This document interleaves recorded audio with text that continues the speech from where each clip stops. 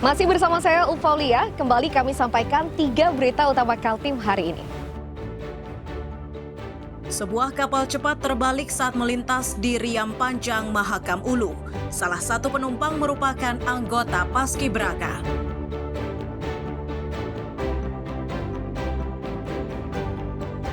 Cuaca ekstrem kini terjadi di wilayah Berau. Warga diimbau untuk lebih waspada.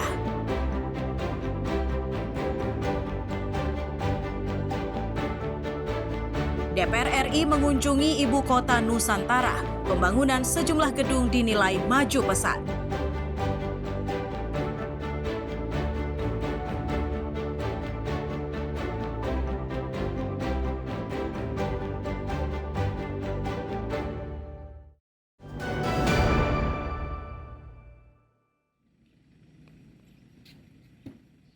Badan Meteorologi, Klimatologi, dan Geofisika atau BMKG Stasiun Kalimarau menyatakan cuaca di wilayah Berau cukup ekstrem dalam seminggu terakhir. Bahkan hingga Selasa siang, suhu udara berada di kisaran 36 derajat Celcius. Kisaran tersebut dinilai sangat panas, sementara curah hujannya sangat rendah. Kondisi suhu udara ini semakin tidak menentu seiring penyebaran titik api.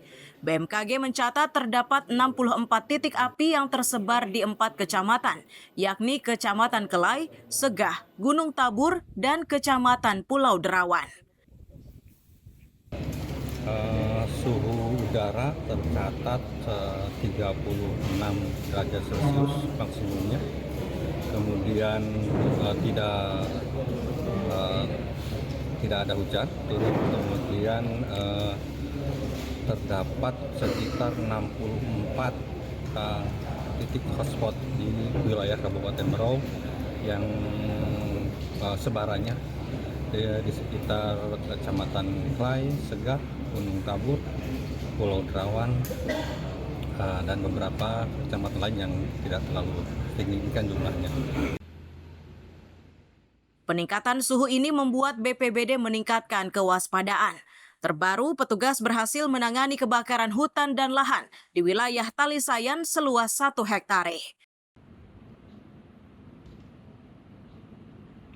Karhutlah memang pada saat ini kita sedang masuk ke musim kemarau.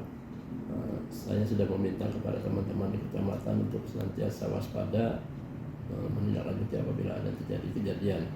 Memang sudah ada terjadi kejadian seperti hari Sabtu kemarin tanggal 26 di Kecamatan Talisayan pada pukul 13.30 atau setengah 2, api melahap lahan seluas 1 hektar. Untuk menghindari kebakaran hutan dan lahan, BPBD mengimbau warga agar tidak membakar lahan untuk alasan apapun.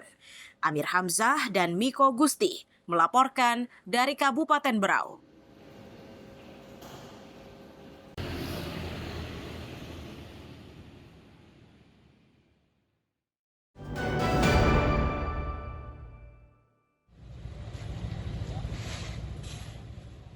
Penjualan beras di Pasar Kebun Sayur Balikpapan Barat Selasa siang sepi pembeli. Ini diduga dampak dari kenaikan harga beras beberapa waktu terakhir.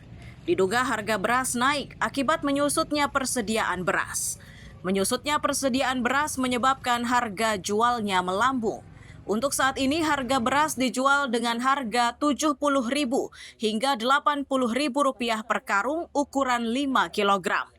Salah satu pedagang menyebut menipisnya persediaan beras di Balikpapan ini akibat terhentinya pasokan beras dari Sulawesi. Kondisi ini diakui sudah berlangsung selama 2 bulan. Sementara beras yang dijual saat ini semuanya berasal dari Pulau Jawa. Harga 5 kilo mengikuti dengan harganya. Jadi kita 5 kilo itu ada 80, ada 77, ada 85. Kalau sekarang beda karena Pak, ya? Karena Sulawesi agak mahal. Itu Pak ya? Iya, Surabaya ya rendah sedikit daripada Sulawesi. Karena Sulawesi ini berasnya bilangnya nggak ada diimpor ke Kalimantan. Selama ini ada 2 bulan ini beras itu nggak ada masuk dari yang nggak ada kiriman. Meski harga beras kian meroket, namun warga tetap membelinya. Ini karena mereka tidak memiliki pilihan lain untuk memenuhi kebutuhan pokok, terutama untuk makan sehari-hari. Ya, kayak apa ya, susah juga sih Mas. Sedih ya ada, tapi kayak apa? Mau nggak mau kita harus beli. Karena kan kebutuhan pokok. Kalau nggak beli kayak apa? Kita nggak makan dong. Terakhir seminggu yang lalu kayaknya. Harga berapa? Itu sudah harga naik Mas. Itu jadi 82. Biasanya saya beli itu yang 5 kilo 70-an. Ya nggak tahu sudah Mas. Ya mau nggak mau tetap harus belilah. Dalam kondisi seperti ini, warga hanya berharap pemerintah segera bertindak. Salah satu upaya untuk menekan harga beras yakni dengan membuka pasar murah. Amir Hamzah dan Riani Mantini melaporkan dari Balikpapan.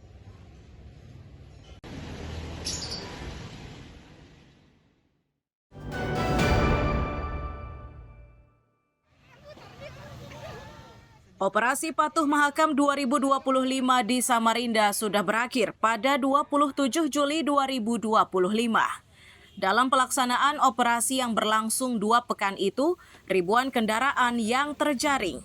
Dari jumlah tersebut, angka terbanyaknya adalah kendaraan roda 2, sisanya kendaraan roda 4 atau lebih. Jumlah kendaraan yang terjaring ditegaskan oleh Kasat Lantas Polresta Samarinda. Tercatat sebanyak 1.337 pemotor terjaring. Selain itu terdapat 1.932 pengendara yang mendapat peringatan. Dari ribuan pelanggar ini, dominasi terbanyak adalah pemotor yang tidak mengenakan helm. Kegiatan operasi Patuh itu menitik beratkan kepada kegiatan represif, kegiatan penegakan hukum, di mana kegiatan penilangan yang dilakukan oleh Salantas Polresta Samarinda sebanyak 1.337 pelanggaran lalu lintas. Kemudian kita juga memberikan teguran sebagai sarana edukasi kita kepada masyarakat sebanyak 1.932 teguran yang kita berikan kepada masyarakat. Kemudian dari kegiatan-kegiatan represif tersebut yang mendominasi adalah terkait dengan pelanggaran helm ya.